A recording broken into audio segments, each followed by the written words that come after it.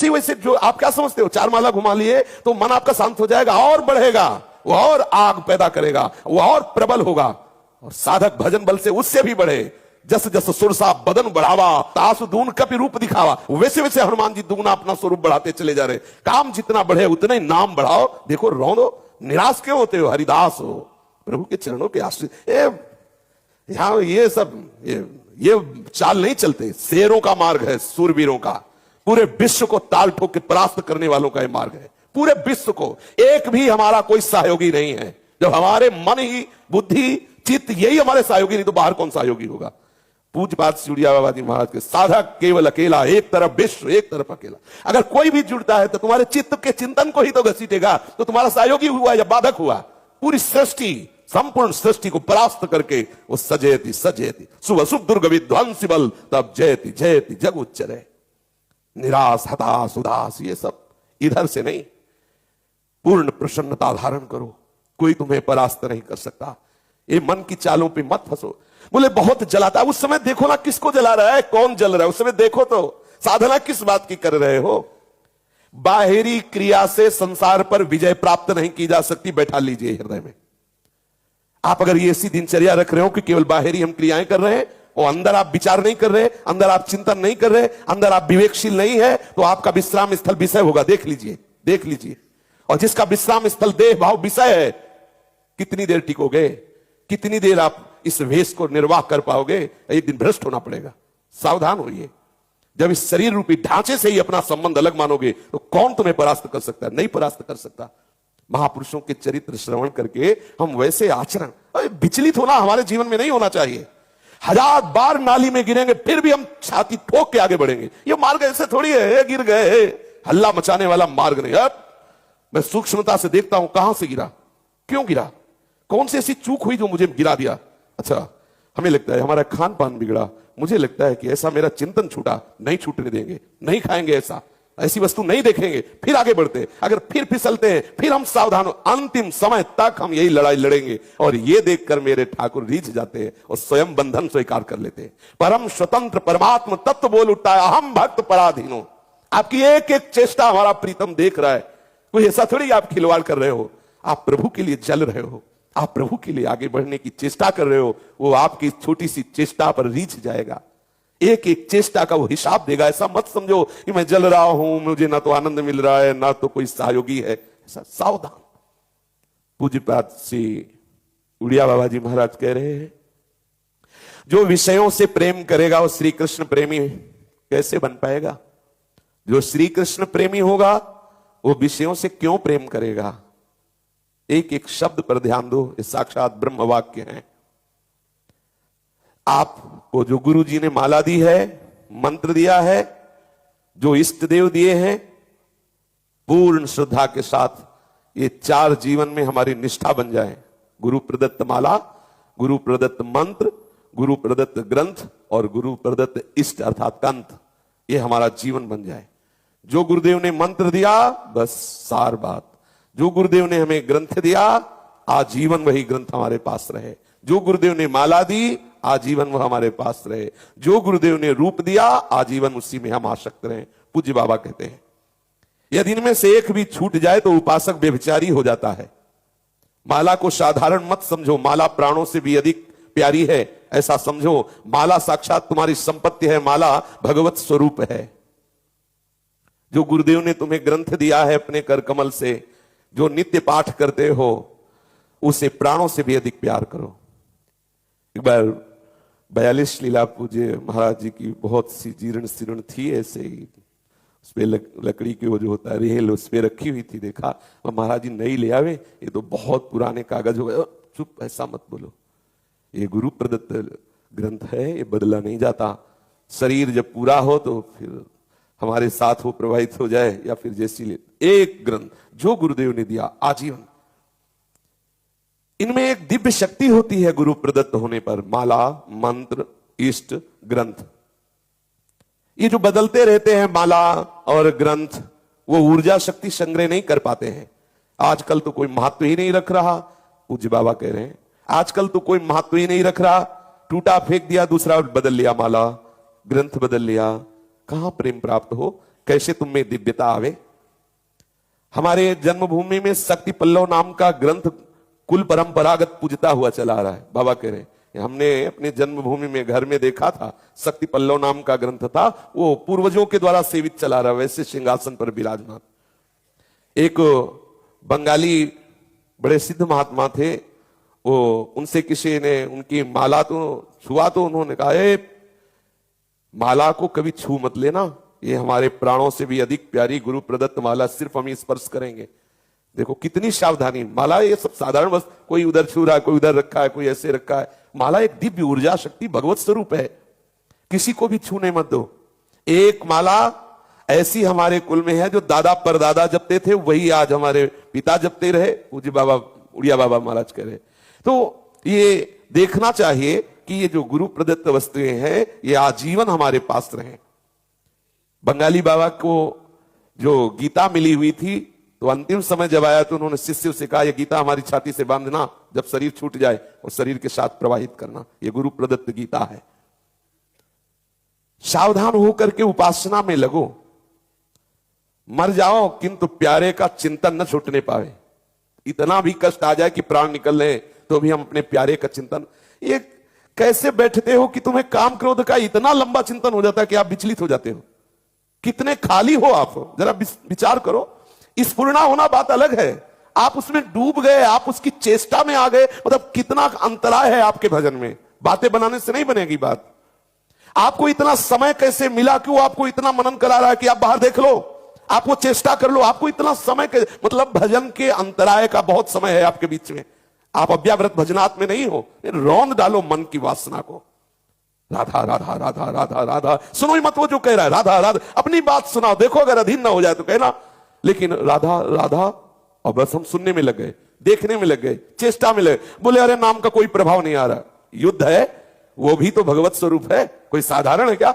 मन इंद्रियाणाम मनश्चास्मि, योद्धा तभी आनंदित होता है जब जोड़ का योद्धा होता है। अगर ममई वांश हो तो तू सच्चिदानंद प्रभु का अंश है। तो वही कह रहे हैं कि इंद्रियों में मन मैं हूं, बराबर का जोड़ है, कोई खिलवाड़ थोड़ी है।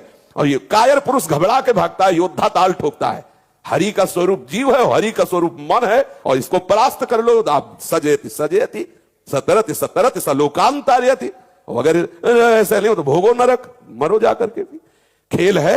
अब इसमें कहो कि भगवान सहयोग कर रहे, तो शास्त्र और संत और सदगुरुदेव रूप से कौन बोल रहा है, वही तो तुम्हें संभाल रहे, तुम्हारा पक्ष ले रहे। आप अश्रद्धा करो, आज्ञा का उल्लंघन करो, भोगो जाके, मरो जाके। संसार उसी प्रवाह में बह रहा है। अगर बचना चाहते हो तो उनकी आज्ञा में रहो। मर जाए किंतु प्यारे का चिंतन न छोड़े, इसी का तो नाम भक्ति है। जिस प्रकार बछड़ा गाय के पीछे भागता रहता है, उसी प्रकार भागो हरि के पीछे। तो एक दिन ऐसा आएगा बछड़ा के पीछे गाय भागने लगती।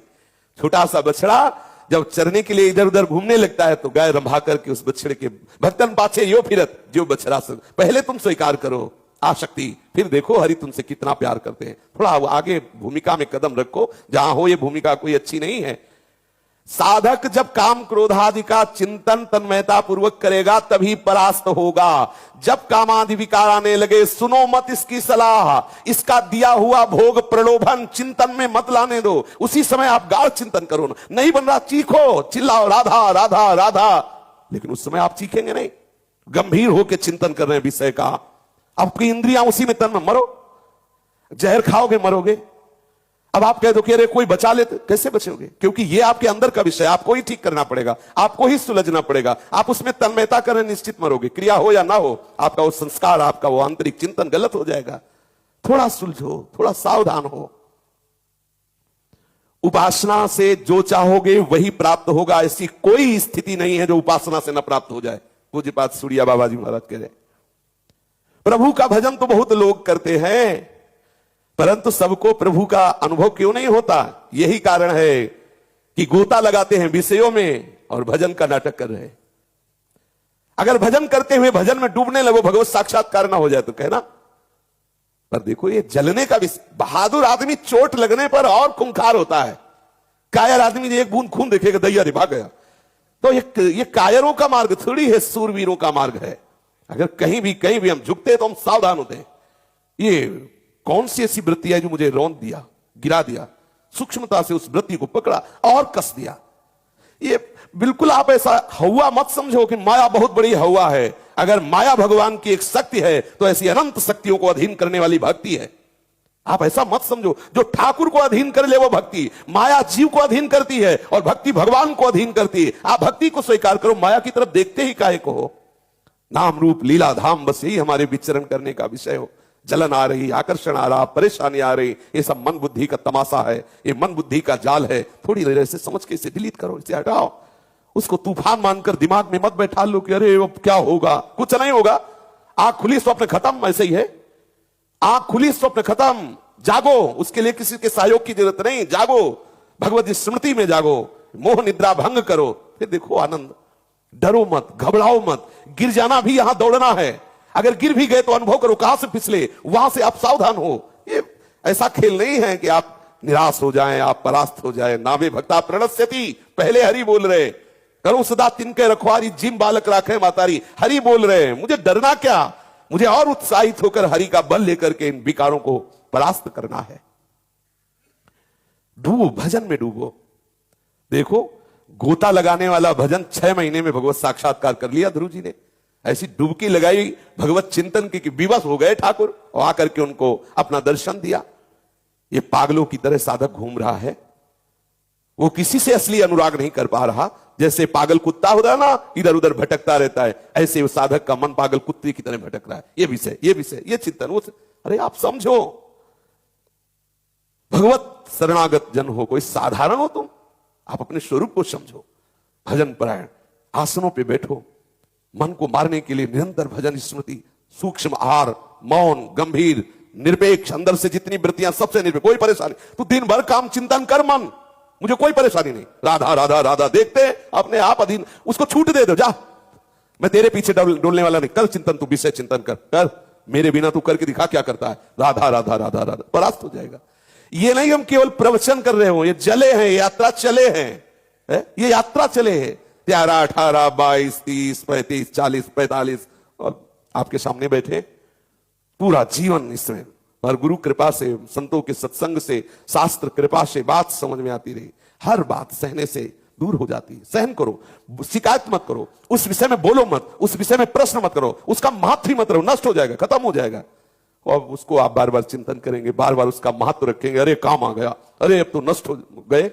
वो आया इसीलिए था, तुम्हारा चिंतन छुड़ाने के लिए, तुम्हें भगवत विमुख करने के लिए। कभी कभी गुणों के चक्र से ऐसा होता है, बहुत भजन में मन डूबता है, कभी कभी बिल्कुल भजन में मन नहीं लगता। तो हो ध्रुवदास जी लिख रहे हैं, कबहू तो थोरो भजन, कबहू होत विशाल, मन को धीरज छुटे नहीं, गाहे न दूजी चाल।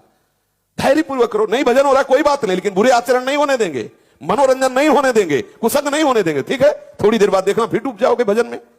अगर हमारा मन भजन में नहीं लग रहा, कोई बात नहीं, बैठे हम, गलत आचरण नहीं होने देंगे, शास्त्र विरुद्ध क्रिया नहीं होने देंगे। मन तुझे जो करना है कर, राधा। थोड़ी देर बाद देखो, ये सब अनुभव की बात, थोड़ी देर बाद मन फिर आ जाता है, फिर शांति, फिर तदात्म। अब अगर वो मन नहीं लग रहा, बोले चलो थोड़ा बाहर घूमे, आंख चराना शुरू कर दिया, इंद्रियों को चराना शुरू कर दिया, भ्रष्ट होने के चांस उसी समय वो पकड़ लेगा कोई ना कोई ऐसा जो आपको एकांत में भ्रष्ट कर देगा। इसलिए सावधान रहिए। बहुत बड़ा अवसर दिया है प्रभु ने भगवत प्राप्ति के लिए। ये पागलों की तरह चेष्टा बंद करो, असली वस्तु की तरफ लगो। ये पागल कुत्ते की तरह इधर उधर मन को भटकाना बंद करो। ये नानात्व में जब तक तुम्हारी बुद्धि रहेगी, वास्तविक तत्व का बोध नहीं होगा। सच्चा अनुरागी एक तत्व में लगता है, एक विषय में लगता है, वही वास्तविक भगवत अनुराग को प्राप्त होता है। एक, कल भी चर्चा हुई थी, एक पे अनेक से एक में आओ। निरंतर चिंतन से ही अनुराग होता है। वाणी से गुणानुवाद करो, हृदय से उन्हीं का चिंतन करो, नेत्रों से किसी और रूप में आसक्त मत हो, अपने इष्ट के रूप की तरफ देखो। ये जगत नाम की वस्तु ही नहीं है, केवल सियाराम ही सियाराम है। पूज्यपाद बाबा कह रहे हैं केवल सियाराम ही सियाराम है, बस सियाराम ही सियाराम है। भक्त और भगवान दोनों चिन्मय हैं। जब चिन्मय तत्व का चिंतन करता है तो भक्त का मन चिन्मय, बुद्धि चिन्मय, ये सब भगवत स्वरूप हो जाते हैं। घबराओ नहीं, खेल है खेल, तुम्हारी हानि होनी नहीं, पहले लिखित ले लो। नामे भक्ता प्रणश्यति, तुम्हारी हानि नहीं होनी इस खेल में, तुम्हारी विजय होनी, ये देख लो। प्रमाद करोगे पीटोगे पक्का है, प्रमाद मत करो। प्रमाद करोगे तो फिर सूत्र दूसरा लग गया।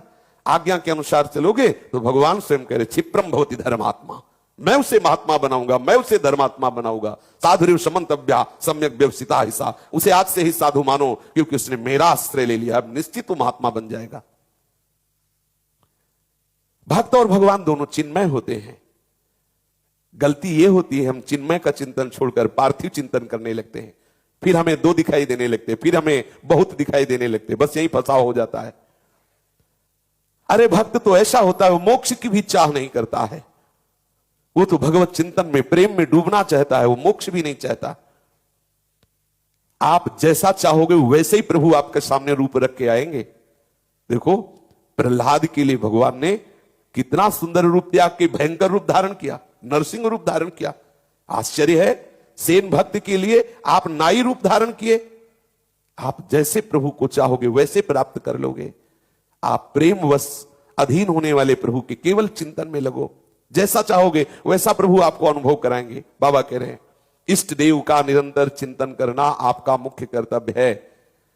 जैसे मिश्री के खिलौने में जिधर से भी छुओ मीठा ही मीठा है, ऐसे ही प्रभु आनंद ही आनंद है, आनंद बपू है। आप जुड़ो तो फिर आपको लगेगा कि नाम भी तो जप रहा हूं, पाठ भी कर रहा हूं, लेकिन हृदय प्यारे उसको जलना होगा।